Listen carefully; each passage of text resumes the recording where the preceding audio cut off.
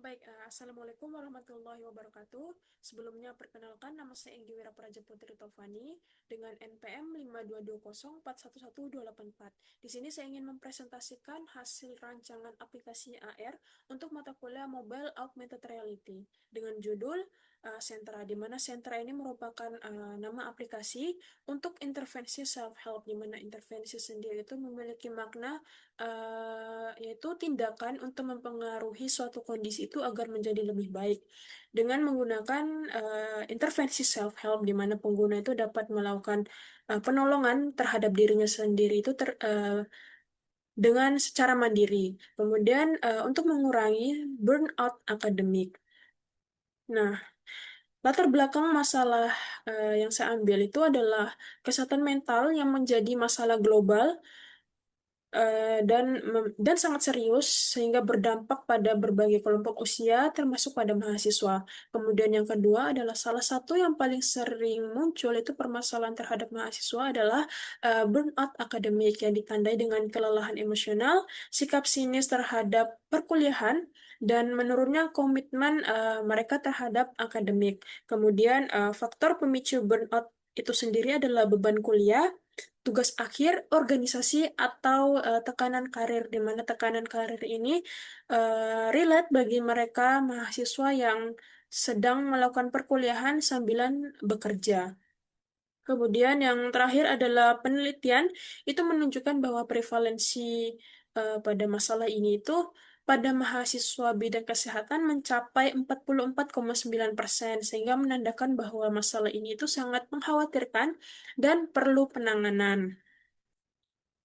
Nah, kemudian implikasi implikasi masalahnya itu sendiri ada tiga, yaitu akademik, psikologis, dan sosial. Nah, untuk akademik itu sendiri, di mana prestasi itu menurun, kelulusan tertunda, dan risiko drop out atau DO itu meningkat. Kemudian psikologis, di mana meningkatkan risiko stres kronis, kecemasan, dan depresi, hingga ide bunuh diri. Seperti yang kita ketahui bahwa mahasiswa di Indonesia ini banyak yang melakukan tindakan-tindakan yang tidak baik seperti bunuh diri tersebut. Kemudian sosial di mana mahasiswa itu menarik dirinya, interaksi yang berkurang, muncul rasa tidak puas terhadap lingkungan kampus. Nah, kemudian apa sih solusi dari permasalahan tersebut? Di sini saya menawarkan solusi di mana membuat sebuah aplikasi AR yang menyajikan solusi inovatif untuk membantu mahasiswa itu mengatasi burnout akademik melalui pendekatan self-help berbasis teknologi AR. Aplikasi ini menyajikan intervensi psikologis seperti afirmasi positif, teknik pernapasan, kemudian butterfly hug, serta edukasi digital seputar burnout dan cara penanganannya. Kemudian, aplikasi ini dirancang untuk membantu mahasiswa melakukan self-help secara mandiri dan menyenangkan. Dengan memvisualisasikan intervensi secara real-time melalui teknologi AR, pengguna dapat memahami dan mempraktikkan teknik self-help dengan lebih interaktif dan efektif. Nah, kemudian bagaimana sih arsitektur dari aplikasi ini? Itu yang pertama adalah front-end mobile AR aplikasi. Jadi, arsitektur komponen yang pertama ini itu merupakan aplikasi utama yang berjalan di perangkat Android maupun iOS. Nah, bagian ini juga itu menyediakan UI UX untuk pengguna di mana ada halaman awal, kemudian menampilkan avatar AR-nya menggunakan kamera, kemudian semua interaksi pengguna itu dimulai dari layer atau komponen ini. Kemudian, itu yang kedua adalah session manager, di mana session manager ini bertugas untuk mengatur alur sesi self-help itu sendiri. Misalnya, saat pengguna melakukan atau memilih intervensi berupa butterfly hug, session manager itu akan mengaktifkan panduan langkah demi langkah. Nah, mengontrol animasi avatar, misalnya mengangkat tangan, kemudian melakukan tepuk bahu secara bergantian. Kemudian dengan kata lain, session manager ini merupakan otak yang menghubungkan interaksi pengguna itu dengan konten atau objek dari AR. Nah, kemudian itu adalah emotion tracker di mana digunakan setelah sesi selesai. Pengguna itu dapat memilih emoji atau level emosi yang sesuai dengan mereka pada saat mereka selesai melakukan sesinya. Kemudian data ini juga kemudian diproses untuk tracking mood dari waktu ke waktu. Kemudian bisa juga digunakan untuk memberikan insight atau rekomendasi di sesi berikutnya. Jadi dimisalkan bahwa pengguna itu tidak puas dengan butterfly hug, mereka akan direkomendasikan intervensi self-help yang seperti apa yang sesuai dengan mereka.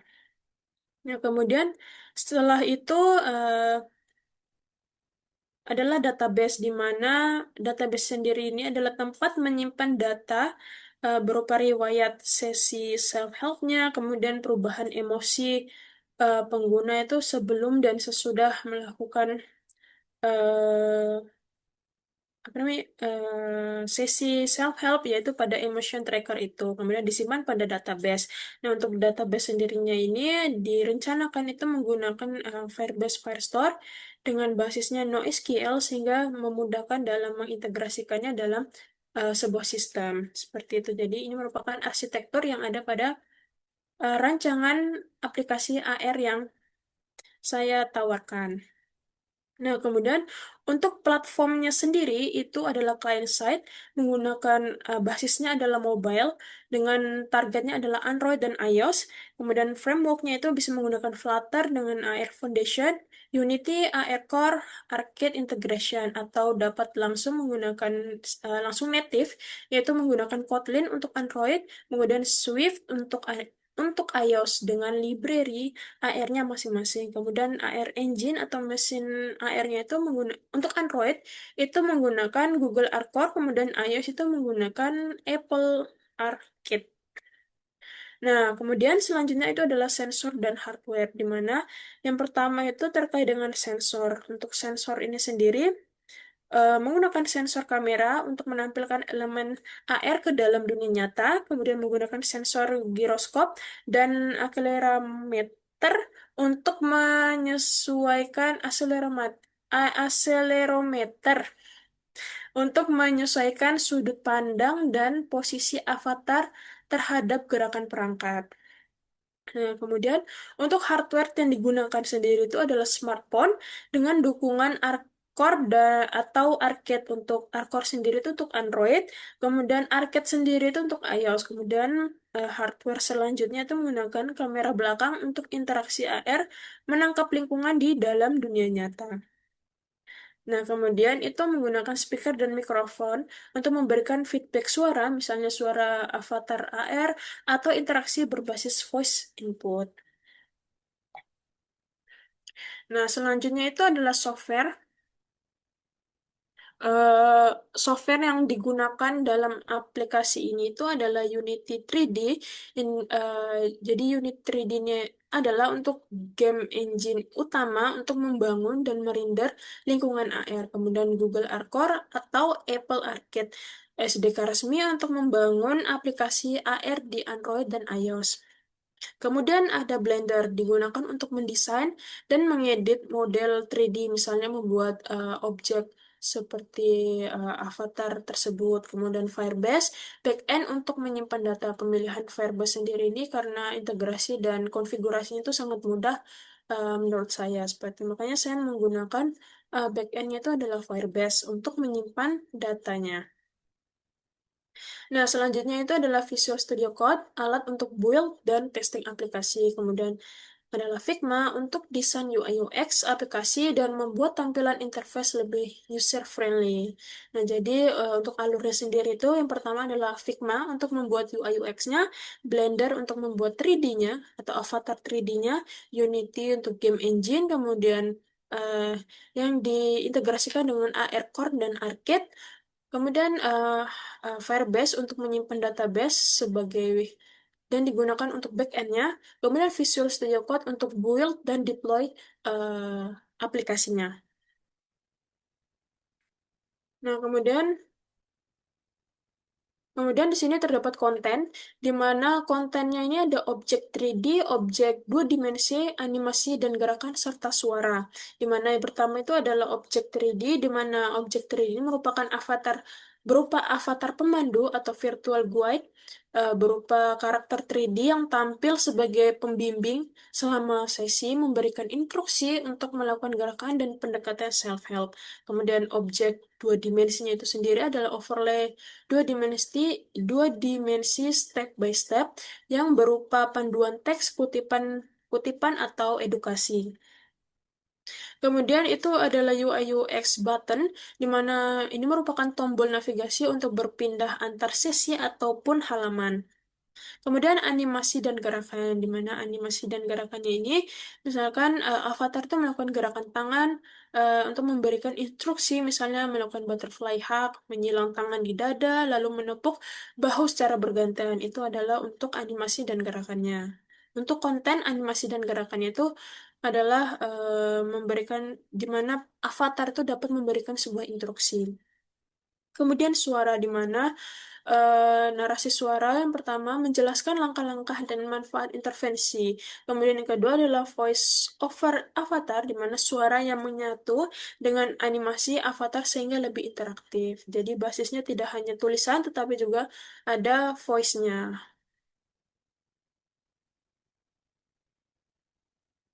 Nah, kemudian bagaimana cara membuat objek itu sendiri atau konten itu sendiri?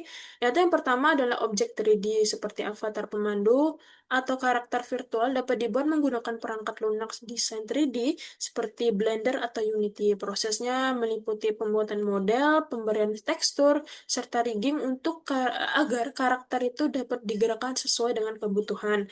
Avatar ini nantinya bisa diintegrasikan ke dalam aplikasi sebagai pembimbing interaktif yang memberikan instruksi, misalnya untuk melakukan intervensi self eh, gerakan intervensi berupa butterfly hug.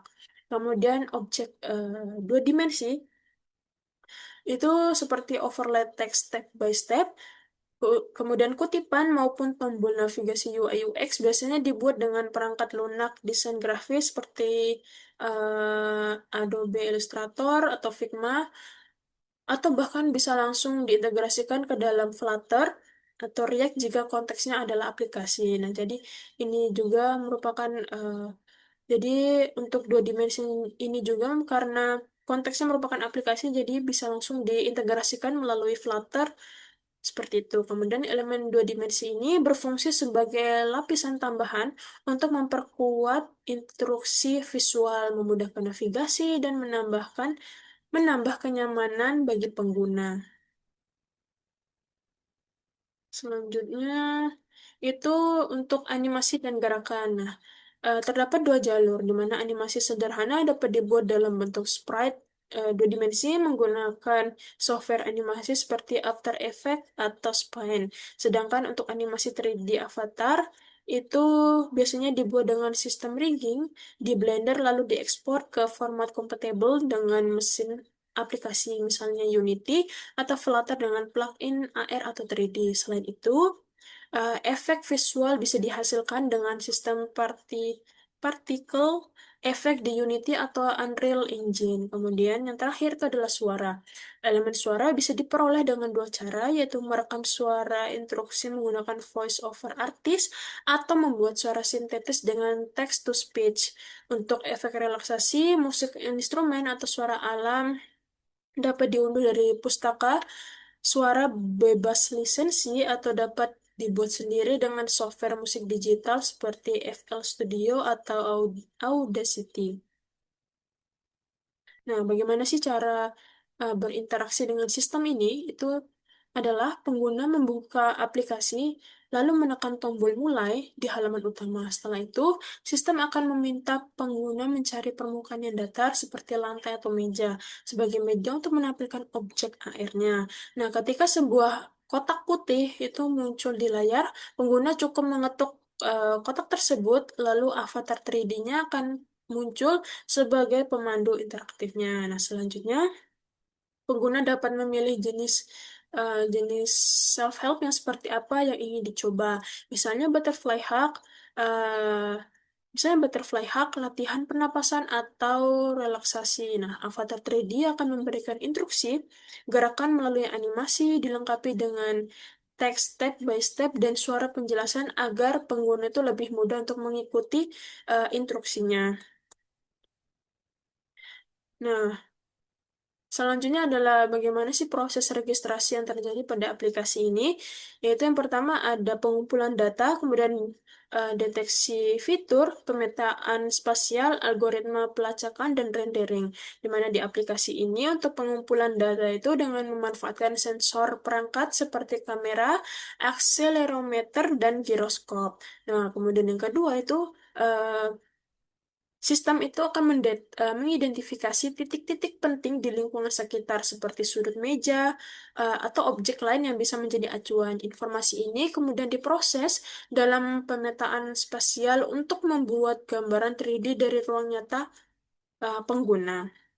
Kemudian yang ketiga, itu sistem masuk ke tahap algoritma pelacakan berbasis markerless karena aplikasi ini juga itu basisnya adalah markerless menggunakan metode SLAM yaitu simultaneous simultaneous localization and mapping dan sensor fusion. Nah, pendekatan ini memungkinkan sistem untuk melacak posisi perangkat dan objek di lingkungan nyata tanpa memerlukan penanda khusus atau marker. Basisnya adalah marker, jadi tidak memerlukan penanda tersebut. Nah, kemudian tahap terakhir adalah rendering, yaitu proses menyelaraskan dan menampilkan avatar 3D beserta instruksi self-help agar tampak menyatu dengan dunia nyata secara real time. Rendering itu memastikan bahwa gerakan, posisi, serta interaksi antara avatar 3D dan lingkungan pengguna tetap stabil meskipun perangkat digerakkan. Seperti itu untuk proses registrasinya dan renderingnya. Nah, untuk masalah dan solusi dari proses registrasi dan rendering itu sendiri, itu adalah yang pertama terkait dengan akurasi. Nah, objek virtual itu kadang tidak tepat karena pelacakan fitur yang buruk, kemudian getaran kamera, kemudian akurasi sensor yang rendah. Nah, solusinya adalah menggunakan sensor fusion atau data IMU dan kamera, algoritma SLAM yang canggih dan stabilisasi gambar. Kemudian yang kedua itu keterbatasan lingkungan, di mana ada lingkungan yang cahayanya rendah, kemudian permukaannya itu reflektif atau tidak rata, kemudian lingkungan tanpa fitur atau lingkungan tanpa fitur mempersulit proses registrasi. Nah, dengan solusinya adalah tambahkan pencahayaan, tekstur buatan, atau pemetaan lingkungan sebelumnya untuk meningkatkan deteksi fitur. Kemudian latensi, di mana proses data sensor itu lambat menyebabkan objek itu mengalami lag atau tidak real time.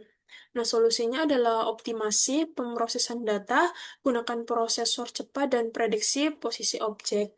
Kemudian yang terakhir adalah kalibrasi, di mana ketidaksesuaian antara kamera dan sensor dapat menimbulkan kesalahan posisi. Nah, untuk solusinya sendiri itu adalah kalibrasi perangkat secara berkala dan gunakan filter koreksi seperti Kalman.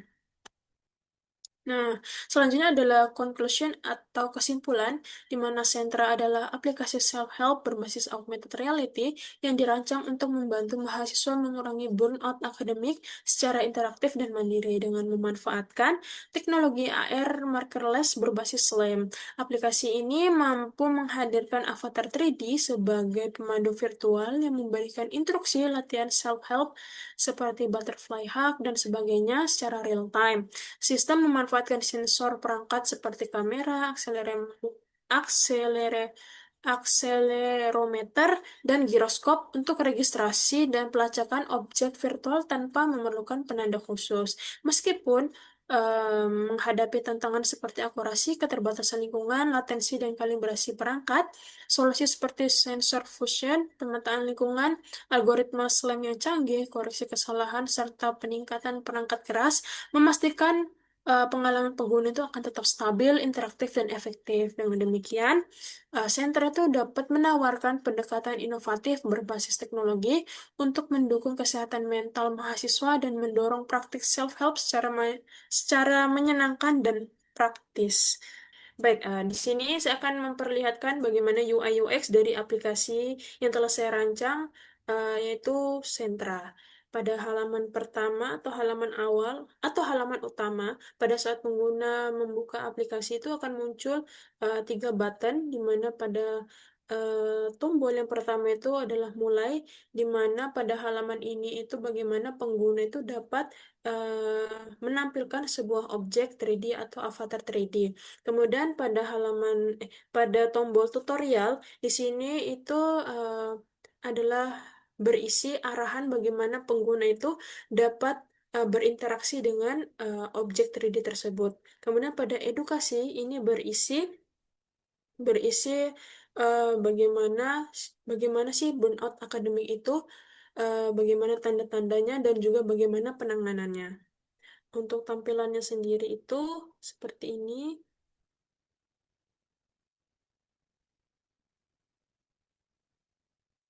Nah, untuk edukasi, yang pertama yang kita lihat itu adalah eh, terdapat tanda-tanda edukasi terkait tanda-tanda dan juga penanganan terkait dengan burnout akademik. Di sini pada tanda-tanda terdapat tiga tanda burnout akademik, yaitu fisik, emosional, dan perilaku, dan juga disertakan bagaimana cara penanganannya selain dengan self-help. Seperti itu. Kemudian pada tutorial itu menampilkan bagaimana sih pengguna itu dapat menampilkan atau berinteraksi dengan objek 3D tersebut. Yaitu pertama, pengguna akan disuruh untuk tekan klik mulai di halaman utama, kemudian diarahkan untuk mencari permukaan yang rata seperti lantai atau meja. Kemudian pada saat kotak putih muncul pada permukaan yang rata tersebut, klik kotak tersebut hingga avatar 3D sebagai pemandu pengguna itu dapat terlihat. Kemudian pengguna dapat memilih latihan self-help yang mereka ingin coba. Kemudian pengguna itu akan mengikuti arahan dari avatar 3D dengan secara perlahan seperti itu. Kemudian untuk mulai sendiri ini itu adalah untuk menuju pengguna dapat menampilkan objek tersebut, objek 3D. Nah, di sini ada teks di mana bahwa diharapkan bahwa aplikasi ini tuh dapat membantu meringankan beban dari pengguna itu sendiri. Kemudian klik siap. Nah, pada halaman ini akan ditampilkan sebuah eh,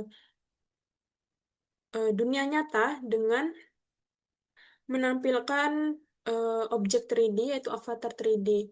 Yang dimaksud saya kotak putih itu adalah di bawah kaki dari objek 3D ini, yaitu untuk menampilkan atau agar memposisikan objek 3D tersebut. Nah, di sini terdapat teks sapaan dari objek 3D tersebut. Kemudian di sini terdapat fitur zoom in dan zoom out. Kemudian di sini ada fitur rotasi kiri dan kanan terhadap objek tersebut, objek 3D tersebut. Nah, kemudian di sini pengguna itu dapat memilih self-help yang mereka inginkan. Misalkan pengguna itu menekan drop down ini, misalkan mereka memilih butterfly hug.